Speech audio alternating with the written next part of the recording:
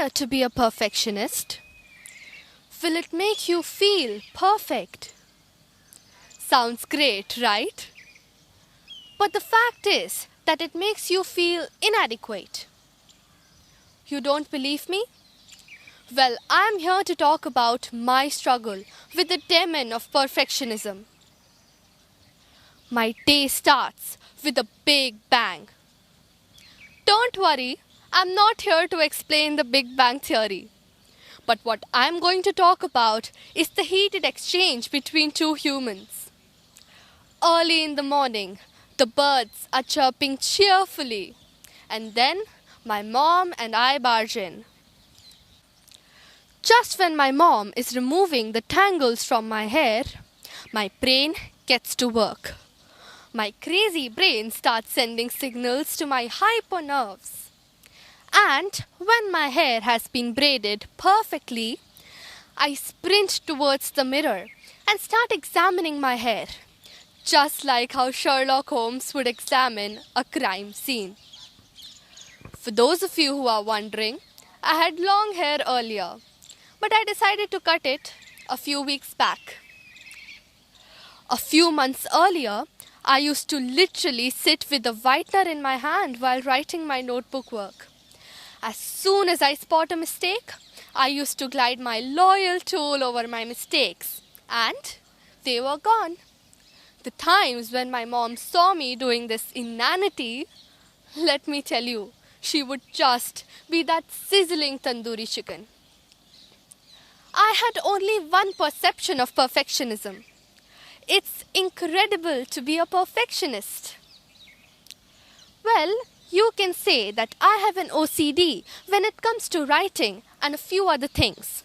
So, if I spot the smallest of the smallest flaw in my writing, I perfect it. Otherwise, I just can't work. My attention gets diverted to that. It's so irresistible that if I don't feel that my handwriting is up to the mark, I might as well just rip out the page and write the whole shebang all over again. My parents used to dread whenever I had to draw or paint something. I would end up spending the entire day by drawing those lines, obsessing over every line if it was straight enough. And in return, I used to get praises from my teachers because my work was the best. In fact, I have won quite a few awards for my paintings. You won't believe that when I was younger, I used to fight with my friends just because they wouldn't help me wind up my toys after playing. I would go around adjusting carpets and rugs in my home to make sure they were correctly aligned. And, mind you, I was only 4 to 5 years old. So you can say that I started very young. 1st July 2021 was the turning point in my life. I learnt the hard way that excess of everything is bad.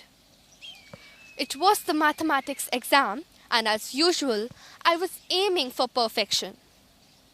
I was my usual self with my snail's speed, ensuring that every number and alphabet looked good. The moment I looked at the clock, thinking that I had plenty of time left, the odds were not in my favor. I was writing fast, but the speed wasn't enough. My brain couldn't think. I got frustrated and cranky and whatnot.